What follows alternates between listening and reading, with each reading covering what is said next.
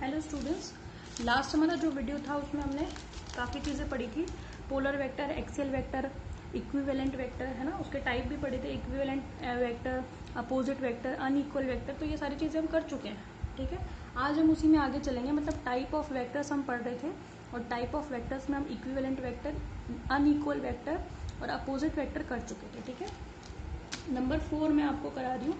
Type of vector में ही number 4 आता है आपका unit vector. Unit vector, unit का मतलब होता है 1, है ना, नाम से पता चल रहा है। यूनिट, यूनिट का मतलब होता है 1, यानी कि वो वेक्टर जिसका जो मैग्नीट्यूड है वो क्या हो, 1 हो, तो वो वेक्टर क्या कहलाता है, यूनिट वेक्टर कहलाता है। ठीक है, क्योंकि हमें पता है वेक्टर क्वांटिटीज वो होती हैं जिनको डिफाइन करने के लिए मैग्नीट्यूड के साथ साथ डायरेक्शन भी चाहिए होती है। ठीक है, तो मैग्नीट्यूड अगर किसी वेक्टर का 1 हो तो आप क्या कहोगे उसको, यूनिट वेक्टर। तो आप डेफिनेशन क्या दोगे, the vector having unit magnitude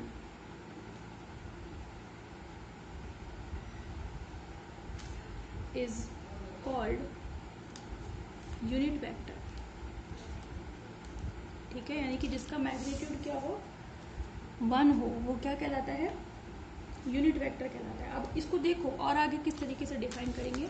late a vector is r vector. ठीक है, दिस इज पोजीशन वेक्टर, हम जानते हैं। ठीक है, let a vector is r vector, its magnitude is r modulus. ठीक है, किसी भी वेक्टर के मॉड्यूलस या मैग्नीट्यूड को दिखाने के लिए उस वेक्टर को या तो आप ऐसे दिखाओ सिंपल, या फिर आप उसको सिंपली आर भी लिख सकते हो। ठीक है, तो कोई भी वेक्टर जो है उसको कैसे डिफाइन करेंगे मैं बताऊंगी आपको। तो वेक्टर का मैग्नीट्यूड क्या होगा, या तो आप वेक्टर लगा के मॉड, ये 2 डंडे खींचोगे उनको मॉड्यूलस बोलते हैं। मॉड्यूलस क्या बोलते हैं, मॉड्यूलस, और या फिर सिंपली आर भी लिख सकते हो आप। ठीक है, then let a vector is r vector and its magnitude is r. ठीक है, then unit vector will be defined as, unit vector को इस तरीके से शो किया जाता है। ठीक है, इंडिकेशन देखते जाओ आप तो। ठीक है, कोई भी वेक्टर है, नॉर्मल वेक्टर है, कोई भी वेक्टर है, ठीक है, उसको आप उस वेक्टर के ऊपर ऐसे वेक्टर लगाकर शो करोगे, उसके मैग्नीट्यूड को मॉड्यूलस लगाकर शो करोगे, उसके ऊपर एरो लगा दो, या फिर आप उसको सिंपल ए भी लिख सकते हो। और उसका जो यूनिट वेक्टर होगा, यूनिट वेक्टर को आप उसके ऊपर ऐसे ऐसे कैप लगाओगे, इसको हम क्या बोलते हैं, ए कैप। तो यहाँ पे ये यूनिट वेक्टर को इंडिकेट करने का तरीका है, जिसको भी आप यूनिट वेक्टर बता रहे हो जिसका भी, उसके ऊपर कैप लगा दो। समझ में आ गई, तो इसको क्या बोलेंगे हम, आर कैप। समझ में आ गई, ये क्या होगा, हमने क्या कहा, यूनिट वेक्टर कैसे डिफाइन होगा, यूनिट वेक्टर होगा, रेशो होगा किस किस का, r vector upon mod r का। समझ में आ गई, यानी कि हम ये कह सकते हैं ratio of r vector and r mod. ये क्या कहलाता है, हेयर, ये जो है इसको हम क्या बोलते हैं, मॉड आर, है ना, यानी कि ये है मॉड्यूलस। एक्चुअली ये क्या है, मॉड्यूलस आर, इसको हम हिंदी में शॉर्ट में बोलते हैं मॉड आर। समझ में आ गई, ये 2 डंडों का मतलब क्या होता है, मॉड। समझ में आ गई, पेपर में बताने की जरूरत नहीं है, तो मैं आपको समझाने के लिए बता रही हूँ। ठीक है, पेपर में तो आप सिंपली अपने डेफिनेशन चलने देना। तो किसी भी वेक्टर का यूनिट वेक्टर क्या हो गया, वो खुद वेक्टर और डिवाइडेड बाय उसका मैग्नीट्यूड। ठीक है, तो एक तरीके से हम ये कह सकते हैं ratio of vector and its magnitude is known as unit vector. ठीक है, इसका जो मैग्नीट्यूड होगा यूनिट वेक्टर का वो हमेशा 1 होगा। ठीक है, तो मैग्नीट्यूड, जहां भी मैग्नीट्यूड की बात आ जाएगी मॉड्यूलस लेंगे, मॉड्यूलस मतलब 2 डंडे लगा देंगे, तो आर कैप का मैग्नीट्यूड हमेशा 1 होगा। समझ में आ गई, ये बहुत ही इंपॉर्टेंट डेफिनेशन है। ठीक है, पूछ ही जाता है। यूनिट वेक्टर बहुत ही ज़्यादा इंपॉर्टेंट है। तो यूनिट में यूनिट वर्ड से पता चल रहा है कि इसका मैग्नीट्यूड 1 होगा। जैसे अपोजिट वेक्टर में उसके नाम से पता चल रहा था कि दो पर्टिकुलर वेक्टर्स एक दूसरे के अपोजिट डायरेक्शन में होंगे, सेम मैग्नीट्यूड के होंगे, तो आप उसको क्या बोलोगे, अपोजिट वेक्टर या बोलोगे। ठीक है, ठीक है। लेकिन अगर इक्वल वेक्टर क्या होंगे कि अगर दो वेक्टर है आपके पास और दो वेक्टर के मैग्नीट्यूड इक्वल हैं, उनके डायरेक्शन भी एक ही है, तो इक्वल वेक्टर होंगे। और अनइक्वल में क्या कहोगे आप कि दोनों दो वेक्टर हैं, उनके मैग्नीट्यूड डिफरेंट है, उनके या फिर उनकी डायरेक्शन डिफरेंट है या दोनों डिफरेंट है, तो वो अनइक्वल वेक्टर कहलाएंगे। ठीक है, तो नाम में ही पता चल रहा है कि उसकी डेफिनेशन क्या होगी। तो सेम वैसे ये जो यूनिट वेक्टर है उसकी डेफिनेशन क्या होगी। यूनिट वेक्टर में यूनिट शब्द का मतलब है 1, तो इसका जो मैग्नीट्यूड होगा उसको यूनिट वेक्टर को शो करेंगे आर कैप से, और ये रेशो होगा आर वेक्टर और मॉड्यूलस यानी कि मैग्नीट्यूड ऑफ आर का। ठीक है, और ये जो आर कैप है उसका मैग्नीट्यूड हमेशा किसके बराबर होगा, 1 के इक्वल होगा। ये आपको ध्यान रखना है। ठीक है, अब मैं बता रही हूँ आपको कि अगर कोई कार्टेशियन कोऑर्डिनेट सिस्टम है तो उसमें 3 एक्सिस होंगे। अगर 3D कार्टेशियन यानी कि कार्तीय निर्देश तंत्र है तो उसमें तीनों जो एक्सिस हैं वो एक्स वाई जेड से शो किए जाते हैं। ठीक है, तो उन तीनों एक्सिस के अलावा यूनिट वेक्टर कितने होंगे। ठीक है, तो वो सुनिए आप, the unit vectors along positive x, y and z axis are represented by, कैसे शो किए जाते हैं, आई कैप, जे कैप एंड के कैप, इस तरीके से शो किए जाते हैं। ठीक है, यानी कि ये आपके पास कोई 3D कार्टेशियन कोऑर्डिनेट सिस्टम है जिसमें ये है एक्स एक्सिस, ये है वाई एक्सिस और ये है जेड एक्सिस। तो इस एक्सिस के अलोंग जो यूनिट वेक्टर होगा वो एक्स के अलोंग बताया जाएगा, यहाँ पे लिखना है रेस्पेक्टिवली। ठीक है, एक्स एक्सिस के अलोंग क्या होगा, आई कैप, वाई एक्सिस के अलोंग क्या होगा, जे कैप, और जेड एक्सिस के अलोंग होगा के कैप। ये आपको हमेशा याद रखना है। ठीक है, कभी कभी इसको हम ऐसे भी बता देते हैं, एक्स कैप है ना, वाई कैप या जेड कैप से भी बता देते हैं। ठीक है, लेकिन जो मेन आपको ध्यान रखना है वो है आई कैप, जे कैप, के कैप से शो किया जाता है हमेशा। समझ में आ गई।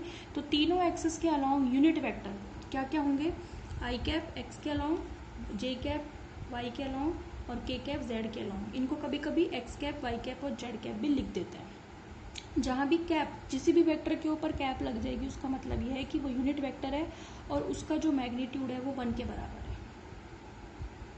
बात आ गई समझ में आपको। ठीक है, तो ये हो गया आपका यूनिट वेक्टर, बहुत ही ज़्यादा इंपॉर्टेंट है, पेपर में बहुत पूछा जाता है यूनिट वेक्टर। इस पे बेस्ड क्वेश्चन भी पूछे जाते हैं और यूनिट वेक्टर भी पूछा जाता है, तो ये इंपॉर्टेंट है। समझ में आ गई।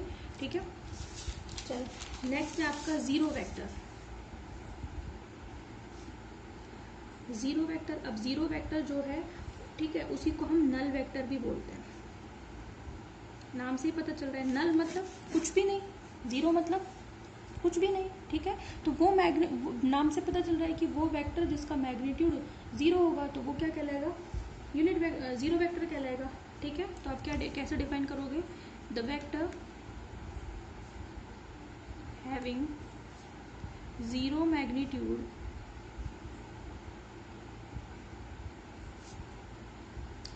is said to be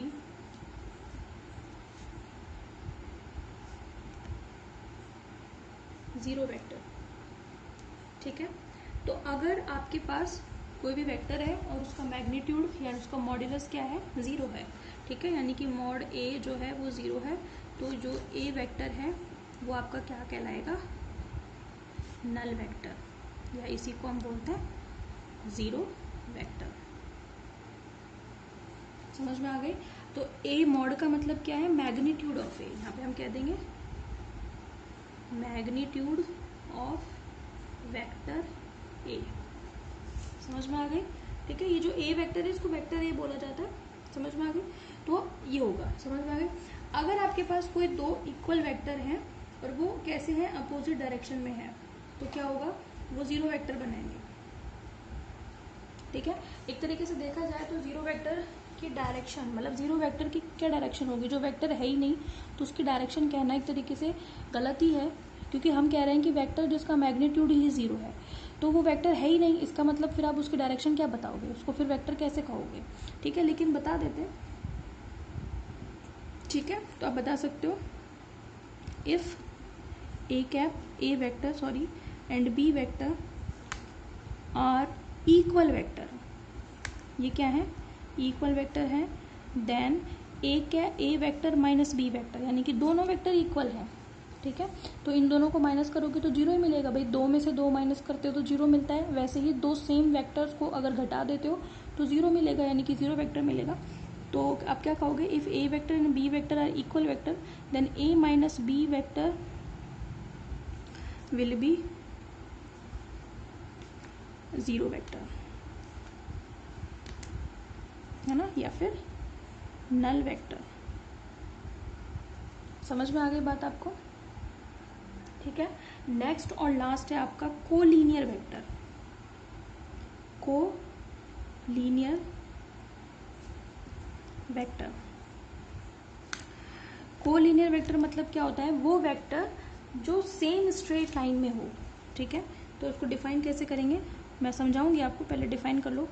to और मोर vectors lying along same straight line